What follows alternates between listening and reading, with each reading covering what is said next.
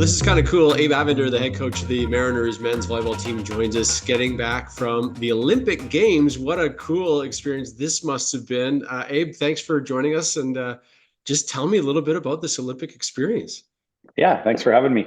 Yeah, it was definitely not a maybe a life changer a little bit in ways of just to experience something to that level of sport and even that level of just worldwide interest, I guess is maybe a way to say it. And to be around something that every athlete in the world, that's their dream one day, maybe to be in the Olympics. And I know for our team, like coming out of Tokyo, where a lot of the senior guys retired and some of the young guys, this was their first one. And so just to see what it meant to them and to be a part of something, that's legendary as the Olympics, it was amazing. So you're part of Team Canada, the men's volleyball team. What was your role? What capacity were you there? Yeah, so I qualify as a team doctor with my doctor of chiropractic, but my sort of world was therapy with the guys. Like I think it was 192 treatments over 16 days. And you'd see some guys twice, maybe three times in a day. And I told myself, like, it's the Olympics, so whatever these guys need, we're gonna do. And I think with my volleyball background too, a little bit, like I'd be involved in all the practices and the workouts and all that sort of stuff. So it was kind of like the three-headed monster of just whatever they almost needed. And the uniqueness, I think, of just my life of like being a coach and being around volleyball and playing myself in university, and now to be a practitioner in the Olympics at that level. It was because you can relate, like you get it, you understand it. Like I've never played in the Olympics, but you get the sport, you get the guys, and that part of it for me was the coolest. Like the guys are awesome, and some of the testimonials, and they had a game ball that they signed for me and things like that to say thank you. So those kinds of things were, so special. They're sitting on my desk at work, sort of thing. So, yeah. Were you on the boat going down the river for the opening I, ceremony? I wasn't on the boat because of just the allowance of staff Okay, and fair. players. But the great thing was with my accreditation, I even said to the team, like, I think I had a better access than you guys because I was right at the Eiffel Tower. Like with my Olympic accreditation, like I was able to sort of walk through almost any level of security. So like, oh yeah, Celine Dion was just over there and all that sort of thing. So like the boat would have been neat, I think, cruising down. But for what I got out of the opening ceremony, to be right in it, because Thomas, our coach, he was quite sort of thoughtful in what the guys would be dealing with like standing for 6 to 8 hours. So Yeah. as soon as the boys got off the boat, they were sort of shipped back to the village right away and just to get rest, get off their feet. And so for me, he didn't care if I was playing or not. And so I got to experience the whole thing, like right to lighting of the cauldron and that part of it. So that was one piece that I'll definitely never forget. It was that night of just what it was like to build up and the feeling around it. And you got your Canada swag on and your accreditation, was magical because it let you do most things. So what was Yeah. an average day for you like? Yeah, they were.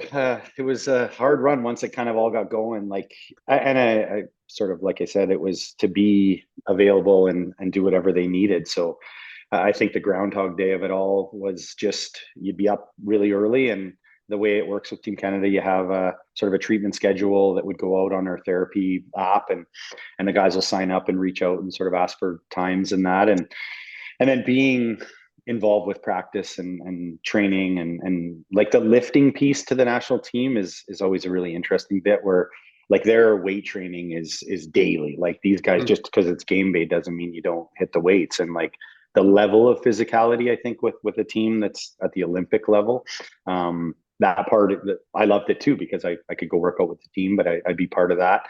And then matches and things like the venue was gorgeous. The practice facility, it was a little funny because the roof was as high as maybe like a high school roof. So Wow. we're at the Olympics and the practice gyms, like, and it was okay because it was serve and pass and like we weren't working on too many crazy things. But when we first walked in, it was like, holy smokes, like this roof is like Where are we? 30 feet high. And but the venue was gorgeous, and like just the matches and that the feeling around it, like to play France in Paris Oh, was unbelievable. Like I'll never forget that night. Like even the way that the DJ would keep the crowd, or like just it was amazing. And it would, depending on the day, it would be like if it wasn't a match day, we would sort of have therapy in the morning if guys needed it. And then they always had sort of naps and things scheduled. So all that part would kind of fall into it. But the treatment, like the poly clinic where I was sort of working with the athletes with Safe Sport this year, they made it mandatory that all athletes were treated only in the clinic, not in rooms, not in common space, not anywhere. So, but it made it a lot of fun because like the one area where most of the days I would work because I really didn't need privacy with what I was doing. And so we were in this big open concept room with a big TV and all the Canada swag on the walls. And but I might be treating, I don't know, Eric Lepke, and then beside me is like Summer, and then the next person's a track athlete or a javelin thrower or a boxer or whatever. And so one thing that was so cool was just the camaraderie. Like when that TV was on and if a Canada thing was on, it was like, shut up and watch the game and or watch whatever was happening. And anyone that did well in Canada did quite well in lots of events that, you'd be cheering in the therapy room. And it was just such a neat, like pride part for Canada. So that bit was, I'll never forget that. That was so fun. And even just to see the athletes relate with each other, like just chatting about like I remember the race walker gentleman, he had won bronze in Tokyo, but its timing was amazing. Like every day, it was almost when I saw Steve Marr that this guy would be there. And then they just would chat. And this is this tiny little guy who's a race walker. He's talking to the big mutant Steve Marr. But it was just great to see like, they're all world-class athletes. And the venue was pretty unbelievable. And the village too, was that quite the experience? Yeah, the village, I joke, it's 17,000 freaks at the highest level of sport. And so it was just like to look around, like I remember the first night we were there and Djokovic and Alcaraz were just in the food hall, just having dinner. And it's like, holy crap, there's the greatest two tennis players right now on earth. And then John Rahm and Rory McIlroy, and they were over at lunch one day. And so just the level that it is and the amount of athletes at that level, like, and even the uniqueness of their genetics. Like you've got these monster weightlifters and then these tiny gymnasts and then you got a sprinter and then a marathoner. And like that level was really, as a function geek at what I do, to see the different aliens, it was really quite cool. Yeah. Were you catching yourself as a fan too? Like walking through, you see all these people you've seen on TV? Yeah. Well, and I think they sort of say in the initial meeting, like, these people are here just like you guys to try to win a medal and be respectful of that. But like Giannis, the Greek freak, the basketball player, like he looked like a beehive was swarming around him because a lot of especially the American basketball team, like the LeBrons and Steph Currys and that, they all rented hotels off site because I don't know how those level of athlete, like popularity wise, would even get to a venue and back without mob. So, but I would say there was times where it's like, holy crap, there it is, or there he is, or she is. And I think it's like anything in life though, you get into it and 3 or 4 days later, it's like, okay, this is just what we're doing and it's work. And we want to do the best we can do as a team. But they're leaving, the guys were funny because it's like, oh, I just saw so-and-so. And then you're like, oh, really? Where was he? And that piece to it, like, again, walking around with, the best athletes in the world. It was just a neat vibe. And it's such a happy vibe, I think, in a lot of ways too, like just the positivity around it of like, this is the Olympics and we made it and we're here. And so, it was special for sure that way. I would imagine though security must be a pretty intensive piece of the Olympics because like you say, you have all these world-class athletes in one place. Was security just something eye-opening, mind-blowing? It was the most insane, crazy. I didn't know our world needed to have security to the level of what it was. Like it was snipers in the corners of the village. It was apparently $2.7 billion was the cost for security. Our bus trips, like they checked them for bombs every to and from. Getting in and out of like the village or the venues, it was like an airport times 10. So that became a grind. Like that became something where it was like every day you think you're just going to practice, but it takes 6 hours because it's an hour getting there. It's an hour in security. You train for an hour and a half and then it's 2 hours back. And so that part of it wasn't just like, going to practice and doing your thing. So, but it's sad, I think, in a lot of ways, like that's what you need to host an Olympics. Like it's a group of amazing athletes, but you need 1,000 guys with machine guns outside of the village to protect athletes. Like it was really something that I think, detrimented just the ease of things. Like it could be so much easier if we didn't need that stuff. Like entering to and from the village. Like the one day we played France that night, and we got back from a serve and pass that was maybe just over an hour physically, and it was 1 o'clock in the afternoon, and it was like 40 degrees, and the lineup was probably 500 athletes to get in. And so we were sitting in the sun in a parking lot, and Thomas kind of went like, we have to get in. Like, we can't stand out here for 2 hours. But it's just two single lanes where the French military and the security standing there, and you're going through one at a time, like an airport, and your bag goes through X-ray. And yeah, if you beep, you back out, and they wand you again. And so it just made for things like that, where like some of our guys were sunburnt from waiting in the parking lot. But it's the security that's required, I guess. They had just under 11,000 terrorist threats to the opening ceremonies, and over 1,500 terrorist threats a day to the village and the venue. So it was just like, yeah, you have to, I guess, but it's just sad what it requires. Like, apparently a lot of countries now don't apply for the Olympics because they can't afford to do the security. Yeah. So no, that was an animal. Yeah.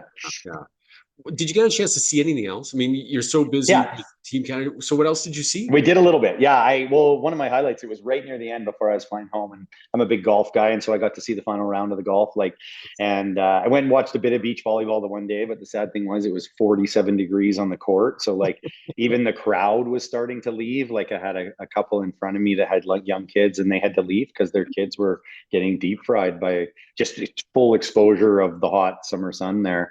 And but the golf was nice. I cruised around a little bit. A lot of our guys, because the players, they have so much sort of freedom. Like, if they have the ability in a day to have some free time, they even have tickets available for the athletes. So like some of our guys went to the tennis final, and some of the Brett Walsh, our setter, he went to the 100-meter final, like the sprint. And he said he was sitting 7 miles away, but he was in the venue. And even the vibe for this 9-second race was just like electric in this 80,000 seat stadium. And I know some of the other athletes went to swimming a little bit because our swim team was doing well. And yeah, but for myself, my downtime was always treating.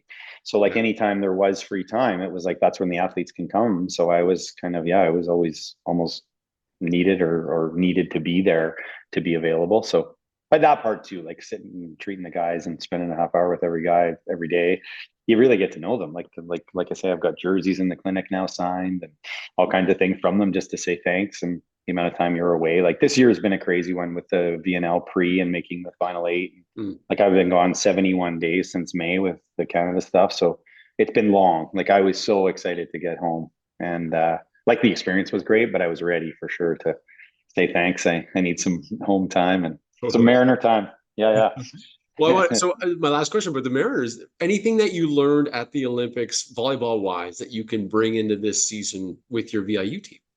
Yeah, and I think almost similar to just even when Thomas took over, just his, like, when you walk onto the court for practice, for matches, for whatever, it's business. Like, you're not there to joke around for 25 minutes and then get into practice. It's like, if you can't focus for that couple hours of training when you walk through the doors, like, what are you doing? And to see the level of quality that it is at that level, that focus is like, those guys are coming to work. Like, as soon as they walk in the gym, and sometimes I'll never forget the first few training sessions a few years ago with the A team.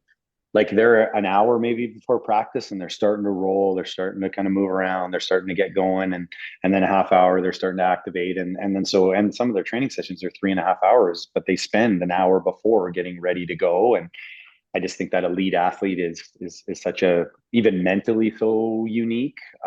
So I try to bring that, and I think the guys, like, not that they liked it more than me, but it was so crazy. Like, the first night I get to training and I'm wearing Mariner gear, and I get in trouble. It's like, what the hell are you wearing that for? Like, where's the Olympic stuff? We want Olympic stuff.